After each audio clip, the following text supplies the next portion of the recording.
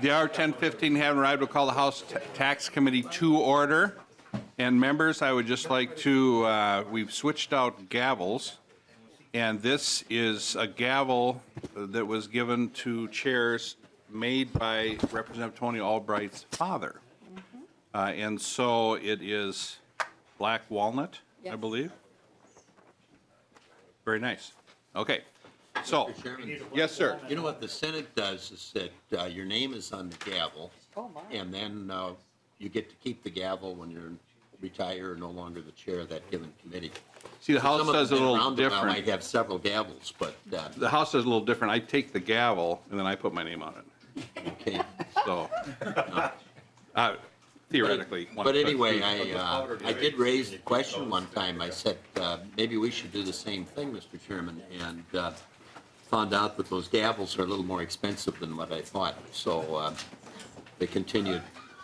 Where do they get them at? Things Now what remembered? happens Why with do we that need a very nice gavel? gavel when you either retire or Why do we need a chair? because walnut, that's a very nice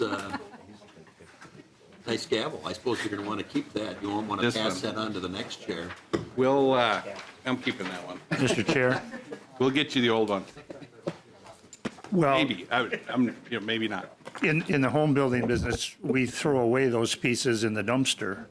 I mean, they're just part of a spindle and part of a newel post, and you just cut it up and put it together. Black walnut one? No, the black walnut, we would just put on there, and you can crack it with the gavel. Okay. Yeah. Okay, that makes sense. Okay. Okay. Mr. Chairman, I have a big black Representative walnut Carlson. tree in my yard, and I'm told by one of my neighbors that's understands wood and so on, and I was shocked at what he thought the value of that black walnut tree would be if you ever cut it down. They are very, very valuable. Yeah. Okay, with that, Representative Schultz moves the minutes of Wednesday, April 11th, 2018. Any additions or corrections? All in favor say aye. Aye. Opposed? Motion prevails. Thank you, Representative Schultz. Okay, on our agenda today, we have House File 4321 and House File 3543. We'll start out with, I will move House File 4321. There are no amendments. This is a bill having to do with firefighting equipment, providing an exemption and expanding it. I'd like Mr. Rice to come forward with your witnesses here. And I believe, this is kind of cool. We have somebody from Homeland Security, I believe, as a resource. Okay. So other than the folks at the table, is there anyone else that wishes to testify on behalf of the bill with concerns on the bill? Does the department wish to testify? Is the department represented here? You're here? I don't know where Paul is. Okay, do you want to fill in for him? Okay, okay. Well, we will allow, even if we're done with this one before the department gets here, we can certainly go back to it. Okay, so with that, Mr. Rice, please. Thank you, Mr. Chairman. Brian Rice here today on behalf of the Minnesota Professional Firefighters.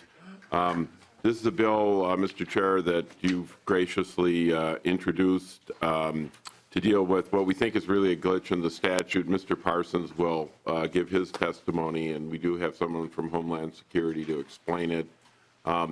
It's really probably just an oddity. The state creates a fire safety account that allows the Department of Public Safety to make grants to local jurisdictions for equipment or reimburse the equipment. If a city buys the equipment, there's no sales tax. If the state buys it and then gives it to a local jurisdiction fire department, there's sales tax that applies. So the sales tax winds up restricting the grants that are otherwise available through the fire safety account, which is important. So I'll let we know we want to be brief, and Mr. Parsons could give some quick testimony and answer any questions. Mr. Parsons, please state your name and who you represent for the record, please, sir. Good morning, Mr. Chair, members of the committee. My name is Chris Parsons. I'm president of the Minnesota Professional Firefighters, and we represent 1,700 career firefighters, paramedics, dispatchers throughout the state of Minnesota. Welcome to the committee, sir. Thank you. I'm here to testify in favor of House File 4321, and as Mr. Rice so eloquently stated. This bill allows for purchases of firefighting and other safety equipment purchased with funds from the fire safety account to be exempted from state tax. In the same way, similar purchases by local governments are exempt.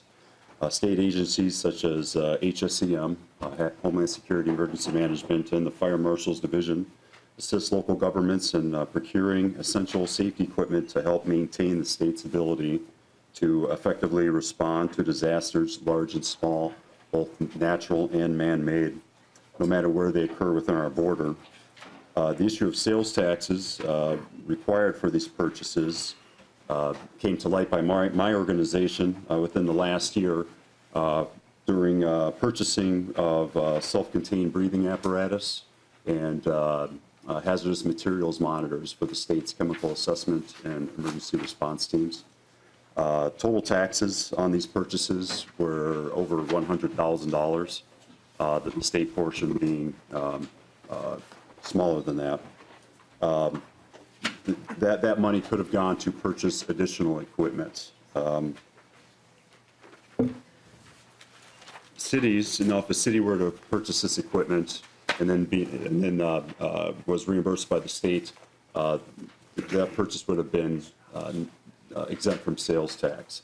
So HF 43 will treat purchases of this critical equipment needed to protect the public equally, whether or not it's purchased by the local jurisdiction or the state.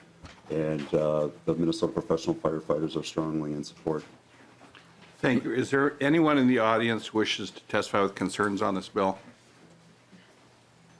Okay, Mr. Rice. If I could just add one point. I mean, if you're a big city like Minneapolis, St. Paul, Duluth, or Rochester, St. Cloud, other jurisdictions, there's 42 that Mr. Parsons' organization represents. This really helps the smallest departments that are out there. I mean, that they don't have the money to basically advance the payment and get reimbursement. So to the extent if you did a geographic dispersion of where this money goes, it would basically go to greater Minnesota cities that just don't have it in their budget and the equipment's available, but they don't have the cash to make the payment and then get it reimbursed by the state. Okay. Questions for members? With that, I'll renew my motion that House File 4321 be laid over for possible inclusion in the omnibus tax bill. Thank you, gentlemen, for your testimony. Thank you for your authorship, Mr. Chairman. You're most welcome. Okay, item next, House File 3543. This bill has been through several committees, and I would like Mr. Michael to go through what portions of the bill have to do with taxes, because it's been to Commerce. We did the Commerce-related issues. We did HHS, Finance on March 15th. For the committee, if you could please let us know, and I will move House File 3543, so that's before us. What provisions of the bill are we talking about for taxes? Mr. Michael. Are there any?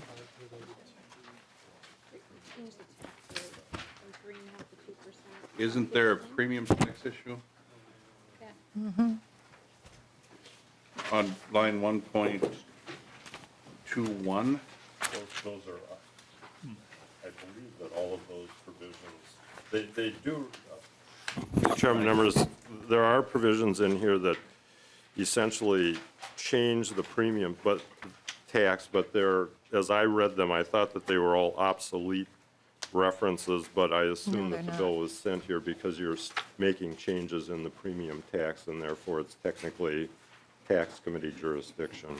Okay. So if you look at that language, for example, on page 1 that you're referring to, those are, like the first paragraph is prior to January 1, 2015, so that's up, and so forth. But anyway, it's section 1 that essentially is within the jurisdiction of the committee. Thank you, Mr. Michael. I think members, if we look at the second page, 2.6 to 2.10, that's about it. So that's why the bill's here. I'm going to basically describe that part of the bill, and then is there anyone wish to testify on behalf of the bill with concerns? The department? I'll get back to you on that. Well, yeah, no, and that's point, what do I say? Duly noted. Yeah, duly noted. But with that, if the department at some point in a future meeting would like to make comments on these things, that's just fine. So let's do, are there any amendments? Does anybody have any amendments? Okay, so we have the bill before us. I'll describe it. Anyone wish to testify with concerns? So it'll be a discussion amongst members. Representative Loeffler. Well, thank you, Mr. Chair. And I think while we're going through the overview that you explained, I think you might want to also look at Section 4, which is going to allow people to get the premium tax credits outside of the MNsure marketplace, which is a major change in access to that federal assistance to pay for healthcare premiums. Right now, it's only available through the MNsure marketplace, which allows customers an opportunity to easily compare across all the product lines in the market. And this would allow premium tax credits to be available to people who just deal with an insurance broker who may only present one plan and not all the options that are available to them. Okay, thank you very much. What page you said, section? It's Section 4. I'm just was looking at the summary. It's asking for a federal waiver to authorize that. Okay, and as you know, Representative Loeffler, if we didn't have, and I don't want to get in the whole MNsure thing, but if MNsure wasn't there, we could use the federal exchange and get the credits. What this bill does, as you very correctly pointed out, it would say that if there's an individual broker out there, you could get through that broker and still get the tax credits. So that is also up for discussion today. So questions from members on the tax issues? Okay, I think it's pretty self-explanatory. So with that, I will renew my motion that House File 3543 be sent to the Committee on Ways and Means. Any further discussion? All in favor say aye. Aye. Opposed? Motion prevails. Thank you, members. With that, if you please look at your agenda, our next meeting is Tuesday, April 17th. Be looking for an agenda. Also, I would say that Mr. Cummings gave me had me sign on to the governor's tax bill, and I think Representative Marquardt, did you get that too, maybe?